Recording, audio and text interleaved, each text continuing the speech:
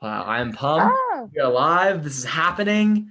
oh my Megan gosh, amazing. Lambert, our connection is now so deep and so Wow, strong only because the internet on your phone has great signal. So that's a very effortless. much inside joke from the last 20 minutes of our journey together. We've had. So with that, Megan, I'm so glad you're here on the show. And the first question I ask every single person who comes on is, how's your energy right now? So you're in an airport in San Francisco. You're probably headed back to Bali, maybe, I don't know, but I am actually headed to LA to go and see some friends. that sounds Um, super cool. let's see. My energy is good right now. I really loved, we chatted a bit before this, and that was a lot of fun. And yeah, I'm at the airport, so I actually love flying, so it's not such a bad thing. Me too. Yeah, really good like reflection time. Yeah, and I'm almost like upset there's Wi-Fi on airplanes because I like the idea of that forced disconnection with the external, which is almost like a forced connection with the internal. So uh, Right? I feel the yeah, same way. Do yeah, my best riding on airplanes. I never join their Wi-Fi. the fucking magic happens there. I'm telling you. Wait, It does. you don't join. You I literally don't join. No, because I love exactly what you're talking about. It's that reflection time. props. I do my best writing. It's like I don't want to be texting and emailing and all that. I think that's fantastic. What's the most recent thing you've written about? I'm writing right now actually about the myth of the emotionally unavailable man. So yeah, and I'm getting input from people on it. This is my first time doing kind of like a crowdsourced writing piece. Well, I'm here for you if we need to throw down and unpack that on the show right here, right now.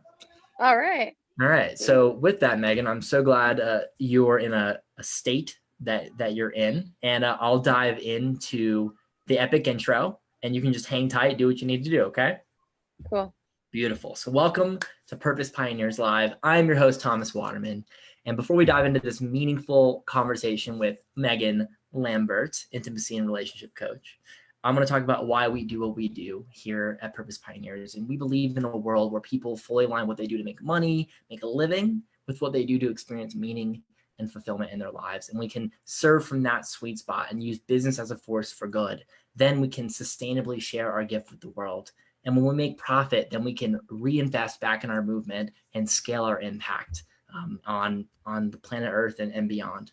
So with that, how do we bring this shit to life? That's quite the belief. So we empower purpose-driven coaches to fully align their purpose, their gift, with real needs in the marketplace, stuff that people will actually buy and invest in, so they can have that total confidence and certainty in their path as a coach. Because the truth is, and this is why we're having Megan on the show, is that her story matters. The work she's doing in the world matters. She's raising the consciousness of humanity. She is using business as a force for good. She is helping people transform from the inside out. And we need her to keep doing her damn thing.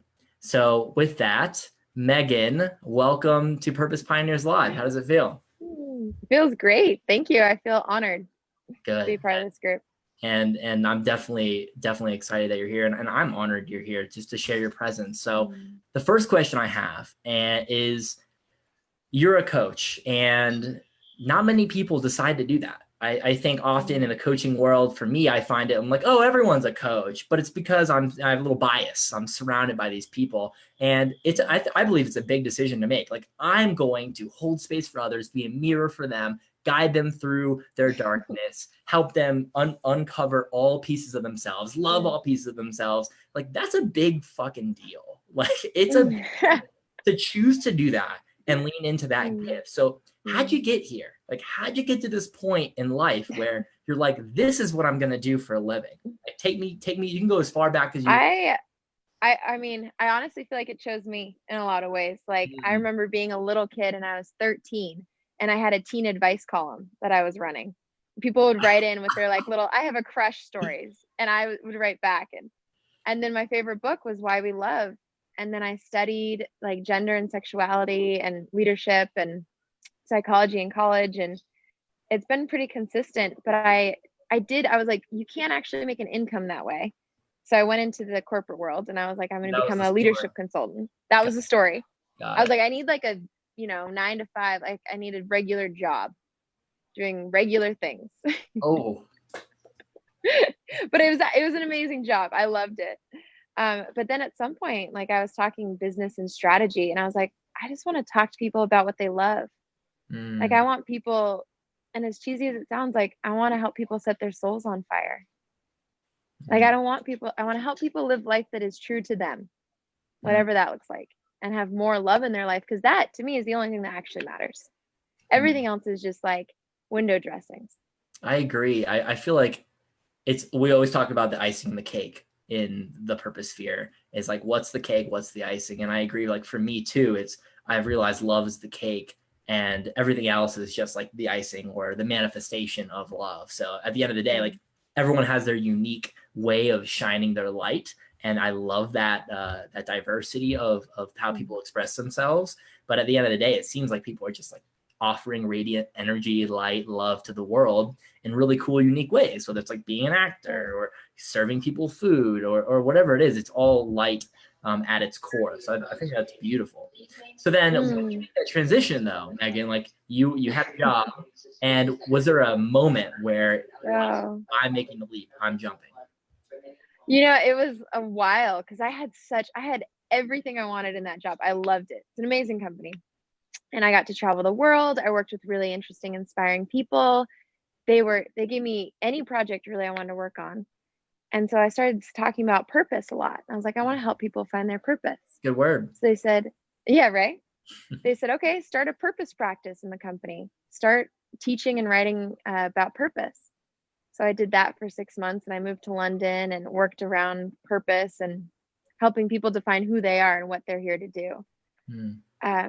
But at some point I was like, I just get this feeling like I want to go start my own business. And I want it to be more about love and like the things you don't talk about in the workplace, like love and sex and shadow and intimacy and some of the like grittier stuff.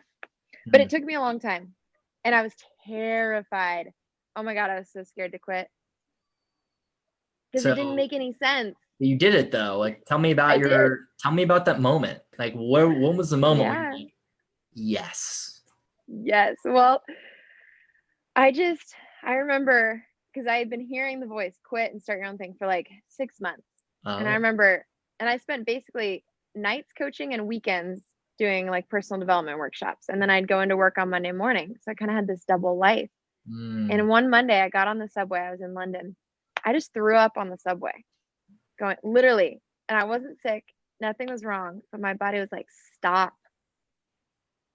And so then I called my best friend at work, and I was like, I had written out an email saying I was leaving. They knew I was thinking about it, and I was like, I need you to stay on the phone with me while I hit send.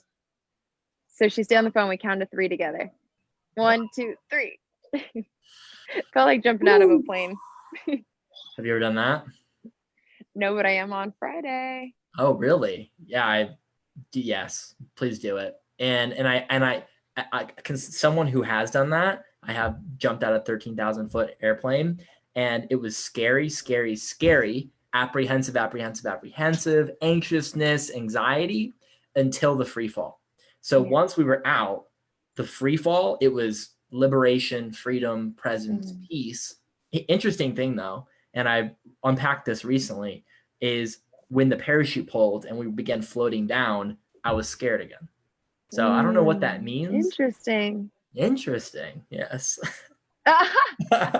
We were just talking about that before this for anyone. Yes. There is an argument for interesting. It is an invitation into exploring something. So true.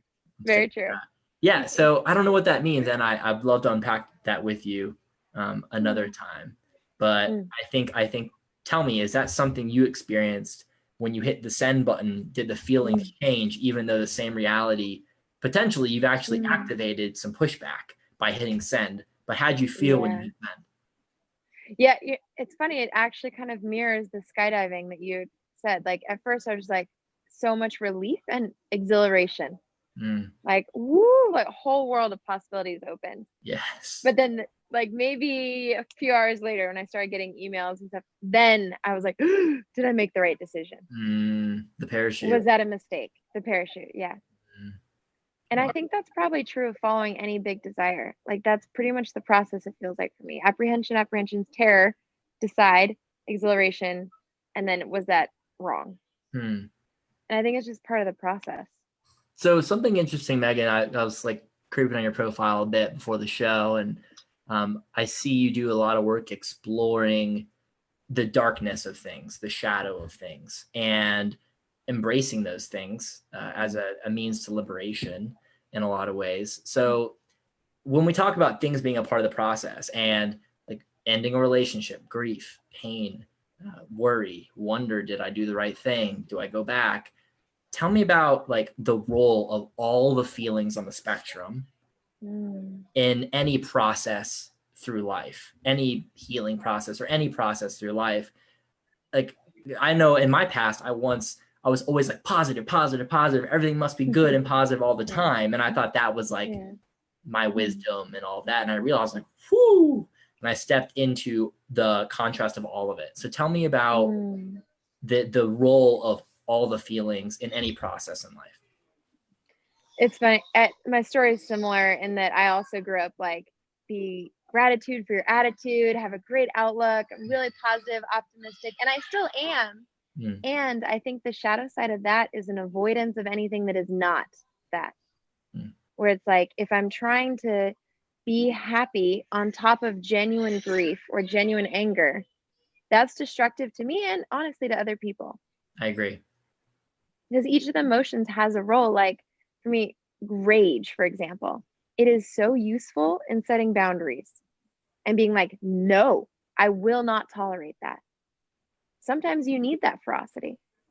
Or grief, it's like, I just left my parents and I felt a little sadness. And I was like, oh, because I'm going to miss them. Like grief tells us that something we love is not with us right now. And so I'm like, there's so much wisdom in all of these. And the avoidance takes so much energy. So like, it's like holding a beach ball underwater. It takes so much energy. And then in my experience, like as I let myself feel these emotions and work through them, there's a lot of energy that gets freed up to be used for other things. That's epic. I agree. I think what I resonated with the most there is, two things that really caught me was how grief is a really beautiful thing.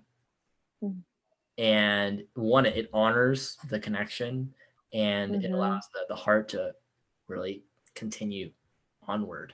And it helps the whole, I think, spirit breathe in a lot of ways. And it softens. Yeah. And then what was the last thing you said? I forgot. I was like super. Beach ball, holding down the emotions takes a lot of energy.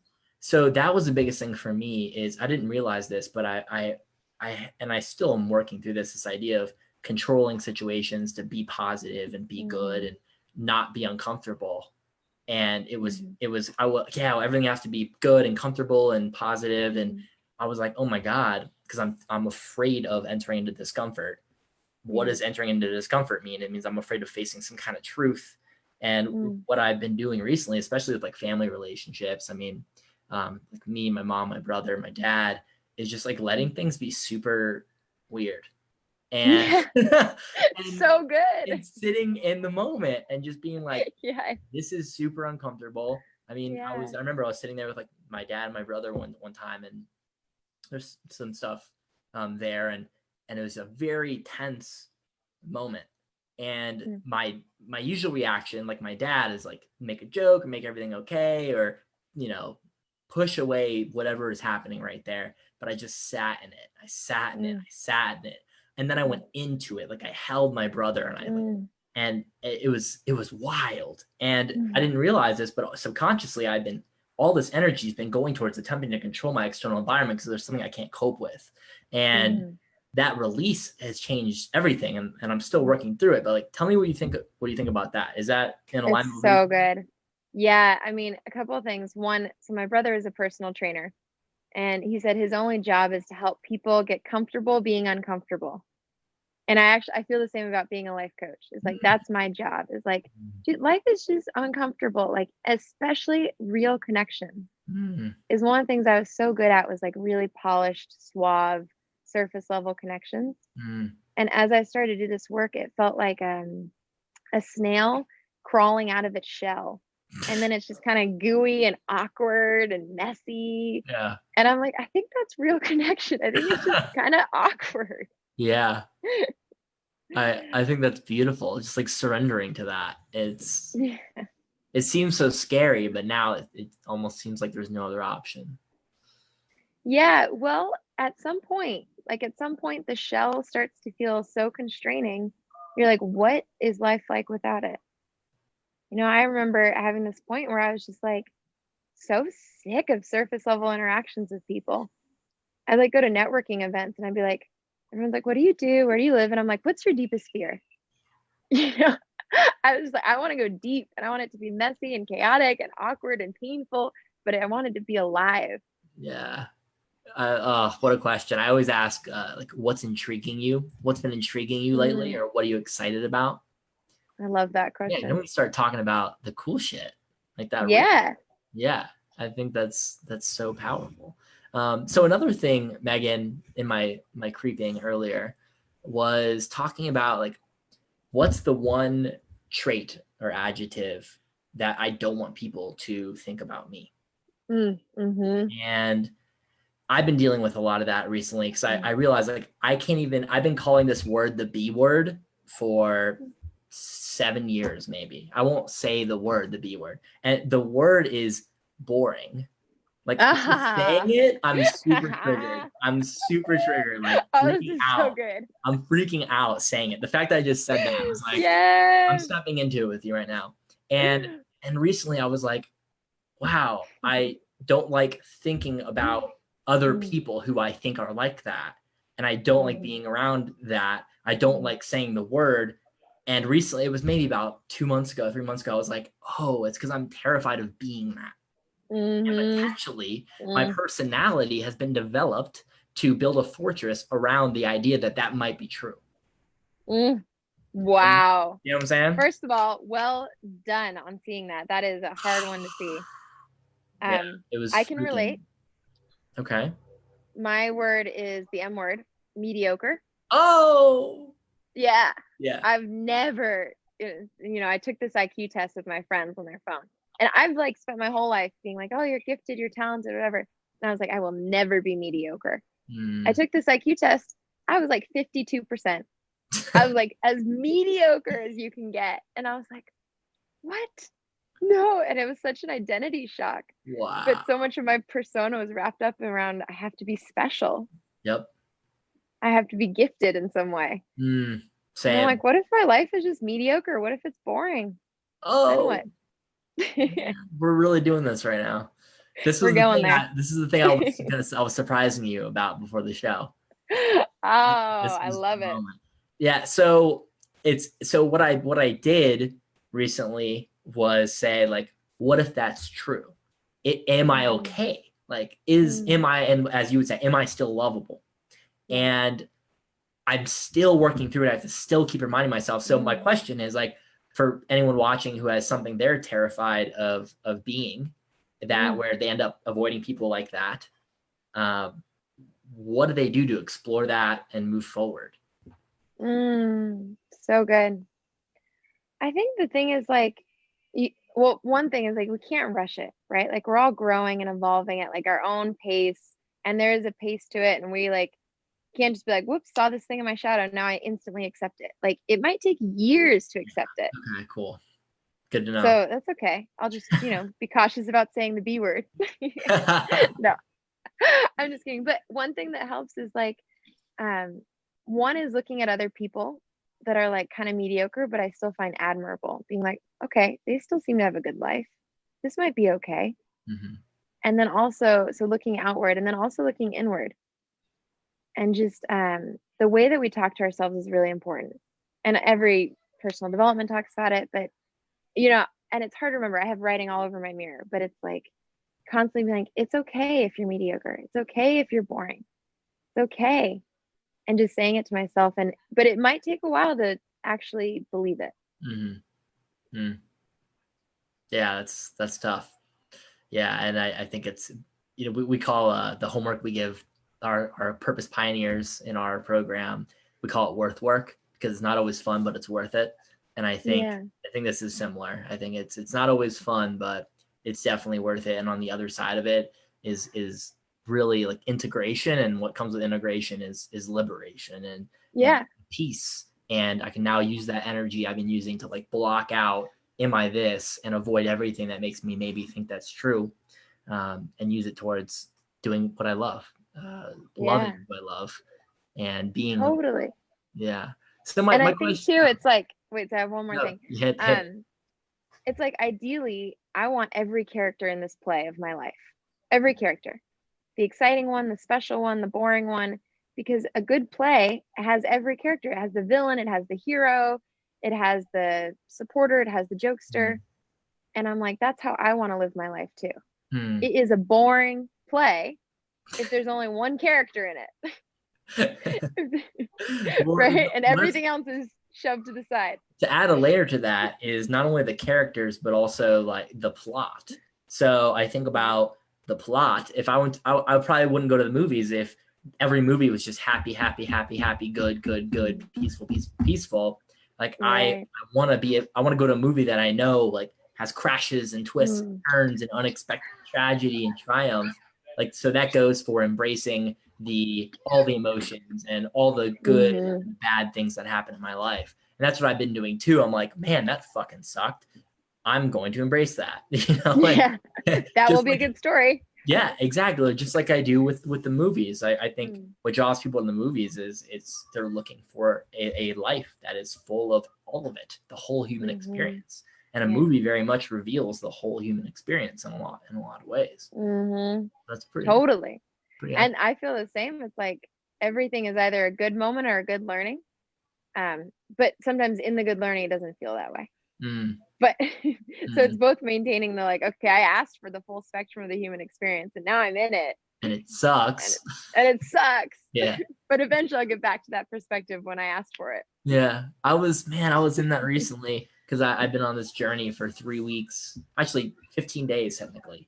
I gave up everything and I have a backpack and a MacBook. Well, the MacBook's in the shop right now. I'm using this PC. Thank you, brother Troy Matthews, for letting me stay in your home and use your laptop. Shout out to you. And I had a couple of days where I was feeling really down, and I was like feeling lonely too. And I haven't really felt this way in a long time because I spent a decade in a city where I had all these relationships, all this meaning, this person, this identity formed, all that. And I was like, oh my God, my whole life is like flipping upside down right now. And I remember being really upset and then just being like really grateful that I was in it. I'm like, this is exactly what I asked for. This is exactly what I wanted. I was like, because I kept telling people I'm going in on this journey to figure out me and explore me through exploring you and everything else. And I was like, this is exactly what I've been wanting. So do you resonate with that? Like, have you been on a journey? Totally. Yeah, absolutely. Oh my God. And I was just thinking, I had someone post this brilliant thing in my Facebook group about there's the only way to appreciate life is to know death, right? But the only way to appreciate connection is to know loneliness. And I love that. And I think about when I first moved to Bali, I knew no one. Like I had no friends, I had no family, I had no partner. I was just like, it's just me. And I lived alone for the first time. I'd never lived alone before. And there were for sure days I woke up and I was like, I am lonely. Nobody in this island knows me or cares about me. Yeah. Weird. So weird. But then you know what? Like a month ago, I had this party I planned and some of my like really good friends over the last 7 months become good friends. I was so grateful for the community. I was like, oh, yeah, I had a whole new appreciation for it. Wow. And that's exactly what's happening. One, now I can better empathize with others who have been through this. And two, I'm now really appreciating community. Like I'm now looking back at things in the past and I'm like, whoa, that was amazing. Or like, wow, I can't believe that was so it's a whole new spectrum or a whole new like lens on connection. So yeah. Wow, I dig it. So let's dive into the sexes and the masculine, feminine, and the sometimes disconnect between the two, and also the disconnect between the two within each individual. So tell me, what is the thing most people don't maybe aren't aware of, or what's something that goes maybe against the status quo that you have found to be true in that arena? Well, I think the first thing is just acknowledging that there are differences. Like, I don't know, I grew up in this era where it's like we just kind of whitewashed over both sexes, and it's like we're all equal. And that's not my experience. I think men and women are actually really different. And I talk about masculine and feminine because like we have both, right? Right. And I think they're really different. The things that matter, the way that their brains work. And like, for example, feminine is like, am I loved? Like, am I loved or not? And masculine is like, am I succeeding or not? And that's huge. Just knowing that that is the inner dialogue that runs through your mind is like that. Then it changes everything, how you show up, how you interact, what you look for. Wow. Yeah, I think that's useful for me to get more clear on my own metric of success.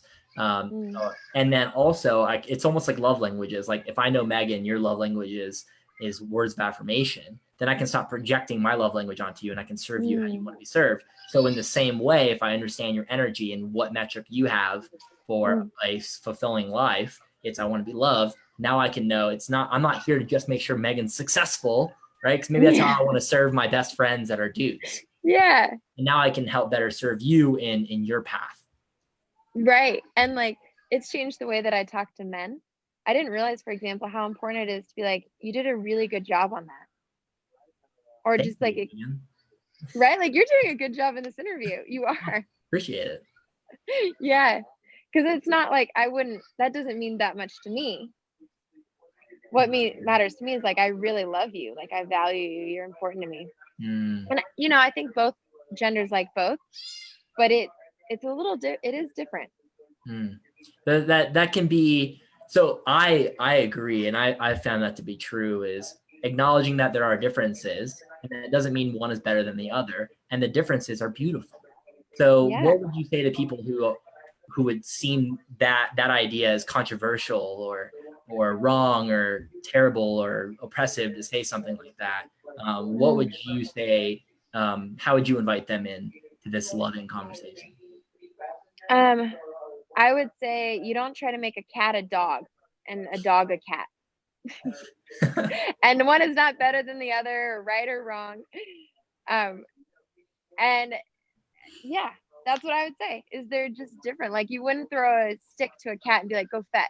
The cat's not going to go fetch the stick. Yeah, it's going to lick its little paw and go away for like 13 hours. Right. And it doesn't mean it's man, woman. It's like masculine person, feminine person. Totally. Right. Totally. So then what do you think is the disconnect between, like, let's say there's a man and a woman, they're together, but there's just maybe a lack of intimacy. There's some kind of disconnect. What do you think could be causing that on a deeper level that maybe a lot of people are unaware of? Biggest one, I think, is a lack of appreciation. Because we're so different, we bring different gifts. And I think that since we're not taught how we're different, we can't appreciate each other's differences. So for example, like one of the masculine gifts is like direction and clarity. But to a feminine person, they might be like, why are you being so bossy? And one of the feminine gifts is diffuse awareness. Like, she can see everything in the environment. Then he's like, why can't you focus? And so it's like, I think the disconnect is when we try to make each other the same and don't appreciate the uniqueness of each gender or each essence. That's epic. That's deep. Oh, that's deep. Seeing them for their gifts and where they are. And you know what? That brings me to this either or versus both and conversation that I'm always finding myself in. And we were in it earlier. I think what I see on every spectrum, micro to macro, political to relationship, is this either or. Like, we need this or that. Like, and if you're over here, then you can't think anything of that is true. If you're over here, you can't think anything of that is true. Yes. And like, this is right, that's wrong, or this is right and that is wrong. And I think it's the exact same thing you're saying. It's like that lack of honor, that lack of leaning in, saying, I see you, I appreciate you. We need both parts to make the whole. So what do you think about that? Oh, it's so true. And the reason I think I love men and women is because it's like a tiny microcosm of what happens in a much bigger way. Totally. So like imagine if the West was like, wow, I so honor what's happening in the East. And I can't wait to learn how different they are from us and how much we have to learn from them, and vice versa. And like that is just an example of Amazing. what's happening between us as men and women. I agree so deeply. Like that's the thing. And I, in that field behind the right and wrong is where the magic happens. Is like, for me, I'm like Western, I'm like America, like I love my country, right? And I'm listening to like Alan Watts and Buddhists and all this kind of stuff on the other side. So I'm very much like in the balance of West and East. But in the past, it was like all West or no, I'm transcending that and I'm like floating away into another planet. And finding that beautiful balance has changed everything for me. So like, what's an example of that for you, Megan, where you were maybe either or in your life and you stepped into the both and? Oh, such a good question. I think one of for me is like freedom or stability. Like I'm either have this stable job in my stable place, or I'm free and traveling and unattached to everything. And one of the things I'm realizing just living in Bali right now is it's actually, I need both. I need both freedom to like go and explore and learn and grow, and to like, you know, take workshops, take classes, hire a coach, challenge myself to grow my business. And I really need stability. Like I need a constant home. Like I have an amazing partner and he's very stable in my life. And it's like, that's not an either or. I actually need both because they both serve each other. The more stable I feel, like the more I have that foundation, the more free I am to go and explore. Wow. So the two parts complement each other and help each other actually transcend and become more. I think that's beautiful. And I think I'm feeling that exact same way too, as I'm like traveling the country and beyond. I think I was like, I am all stability right now. I need freedom. And now I'm learning like, where is that sweet spot? So like getting around is pretty hard with like all the lifts, finding places to stay, the inconsistency of that. I think I'm looking for that beautiful sweet spot as well. So I totally agree with that. So thank you for leaning in that way. That's beautiful. Okay, so what's the secret to helping let's say either a man or a woman like get back in touch with their own energy? Like, what do you think you need to do that so they can begin to show up from a place of wholeness, a place of authenticity? Is there like 3 steps to come back into my energy? What do you think? Give me the old. It's so good. Well, you know, here's what I would say. We have both masculine and feminine, right? But if you're feeling like, and I would say there's right now a masculinization of women, where because we live in a patriarchy in the US, I'm also American, and we live in a very masculine dominated culture, a lot of women are also becoming masculine. Like goal oriented, achievement, got to hit the target, push down your emotions, deny your intuition, and just like do what people say. And so what I would say is like, think about what essence do you need more of in your life? For most people, they need more feminine. Most people, not everyone. And the way to get more in touch with your feminine is to look at things that help you feel more in your body and softer. So I think about feminine essence like emotion and intuition and sensuality. And so like things you experience with your 5 senses, like smelling roses, dancing, slowing down and really savoring your food, letting yourself sit and cry if you feel sad. These are things that help you get in touch with your feminine side. Beauty is another one. Looking beautiful, creating beauty, being in nature, celebrating beauty.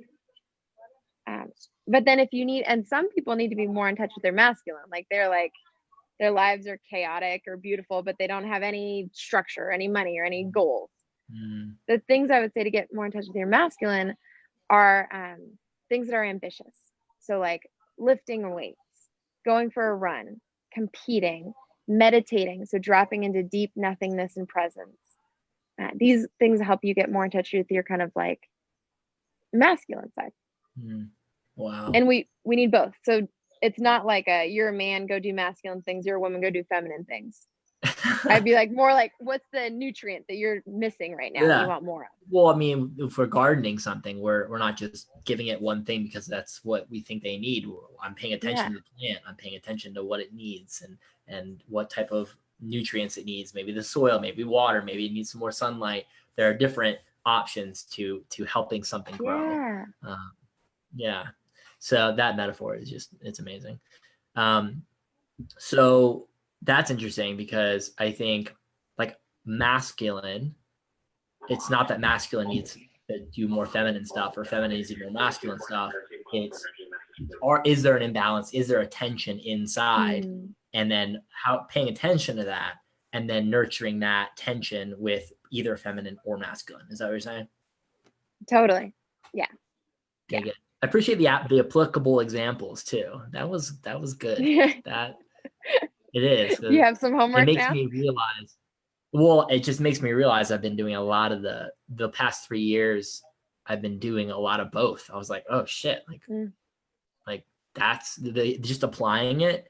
Like, wow, I've been doing a lot more like realignment with purpose, bold, massive action, being that structure, creating powerful structure in my life. And the other side, seeing beauty, crying, being in that emotional space with other people, like nurturing myself, paying attention to my body. I think it's just it's nurturing the Tao, the both sides of the whole, and I think that's just incredible. It's like and you need, and the most successful people I know have both, and they integrate both. It's like you get farther with 2 legs than you do trying to hop on one.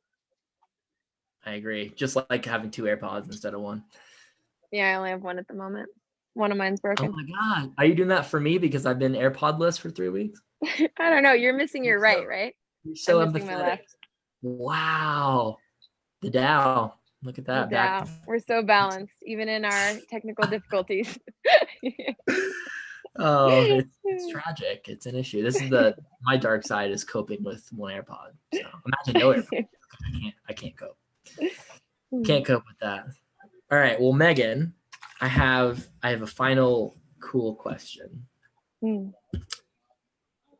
If you had an opportunity to drop into the awareness of every being on this planet, one idea, feeling, awareness, one drop of wisdom, in an instant, you could do this. What would you want everyone to know, feel, step into? Oh yeah, this is expansive. I mean, I have so many things running through my head. I'm like, which one?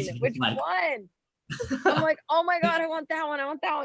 I'll just tell you my stream of consciousness, and then we can just kind of, my first thought is like, welcome everything. And this is an authentic relating principle, but it's like, welcome it all, like the light, the dark, your happy emotions, your sad emotions, your masculine side, your feminine side. Because as people do that inside themselves, they can do it out in the world. Because anything that we're not welcoming inside of us, we push away out in the world. So it's and honestly, I think that as people do that for themselves, then we'll see more peace, we'll see more love, we'll see more connection between countries. I agree. So, holy shit, Megan. That can I lean in really quick? Yeah. Your stream here. So I see that in terms of like moral superiority and calling people evil or wrong, or like attempting to silence others, or like you need to stop talking because that's not right, that's wrong. And like I see that all the time in the political sphere, or just like the cultural sphere in general. So it is the opportunity then to say, hey, you believe things that I don't like.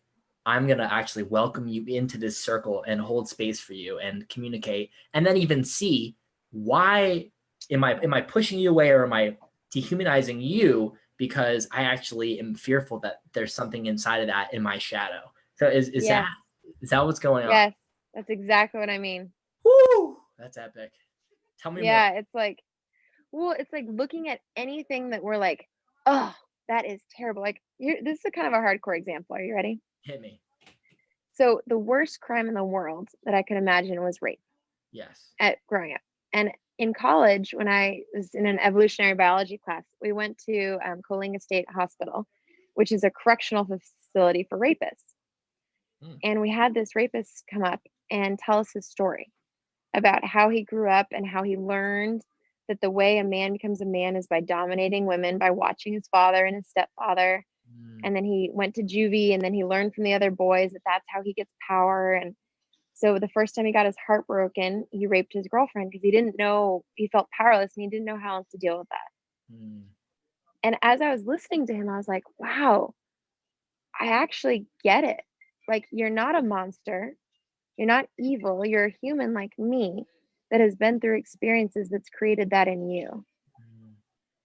And that, like, that totally changed my perspective. And then, like, perfect. And if you want to go a layer deeper, it's like, I think about, like, how is he just like me? In what ways am I just like him? You know, I'm also looking at the world being like, how do I get power? How do I navigate interpersonal relationships? How do I win here? I just got put in a different environment than he did. Wow. And it manifested in different ways. And I think with that, the both and of, I embrace that, I accept that, I see you, and I also see how we're similar, and accountability. It also helps everyone, because if he's never held accountable, he'll never be able to come back into balance after the realizations, all that. And I think that's powerful, because I see it all the time on every side of the spectrum. It's like, you are a monster. How dare you think that? And what I always feel is it's coming from a place of fear. Yeah. It's coming from a place of fear. Yeah. So, like, I'll even say immigration, for example. So people in America who are against immigration, the fear is, I fear my culture is going to change. I fear my way of life is going to change. I'm terrified, and I like what I have, and it freaks me out. On the other side is, I fear that these people who don't want immigration don't want me. So I fear I'm going to be rejected. I'm not going to be a part of a community. Yeah. I'm not going to be able to live a fulfilling life. And I think the problem is, we're like, you're stupid, you're evil, you're evil. And the truth is, everyone's experiencing fear. And we need to have a conversation from that place of vulnerability. And if we can have a conversation from that place, then we can come into healing and we can move forward together. Obviously, it's easier said than done, but that's why we call it worth work, because it's not always easy, but it's worth it. Yeah. Yeah, I love that. Totally. And I really appreciate coming back to fear, because I think that, you know, it's the classic story of the wolves. Which wolf do you feed, the love or the fear? Do you know that story? I've heard it, but I really want you to say it again. Okay. Bring it back. I might butcher it, but I'll do my best. Do it. There's like a little kid, and the grandpa's like, you know, inside of us, there's two wolves. There's one called love and one called fear, and they're battling in every moment. And the kid is like, well, which wolf wins? And the grandpa says, the one you feed. Okay. Yep. Man, it's so true. And it takes an act of love to listen to someone's fears. Yeah. I was thinking that today, actually. I was like, I'm going to hold space for this person. I'm going to lean in.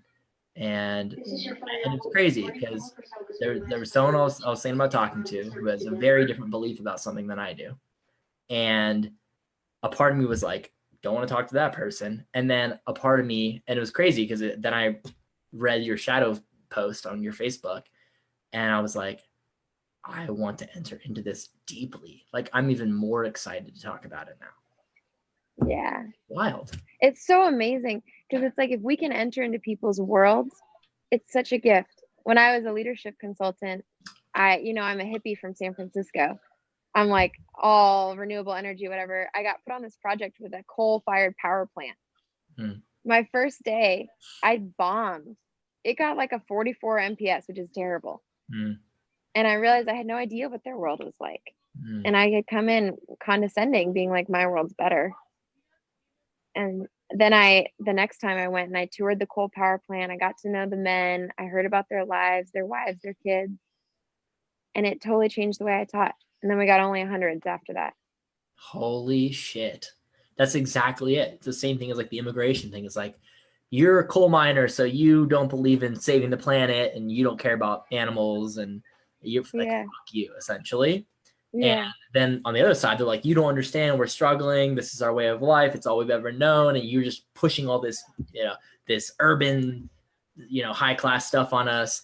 It's this battle of I'm fearful, I'm terrified, and I just want to be loved on both sides. Yeah, totally. And it's the same thing that happens in our intimate relationships between men and women. Right. Tell me more. Let's bring it back down to that. Well, it's like we come from different worlds. Like men, like stereotypically masculine grows up in one world and the feminine grows up in the other, and we don't get each other's world. And then we're trying to relate, and it's like, why aren't you doing things like me? And why aren't you doing things like me? And then the distrust can build. Like, I don't trust you because you're not like me. Then intimacy is gone. No one's having sex, and everything. Yeah, no one's having sex. That's a big problem. Yeah, that it is. Well, because it's a manifestation of something deeper. The lack of intimacy. Right. It's coming from the lack of trust, which comes from the lack of vulnerability. Which exactly. Yeah, and that's what I found. And why? Oh, sorry, Megan, what were you gonna say? I was just gonna say it's why I love coaching people on their sex lives, is because it's like it's just a front door for everything else. How we do one thing is how we do everything. Yeah, and that's why I like coaching business.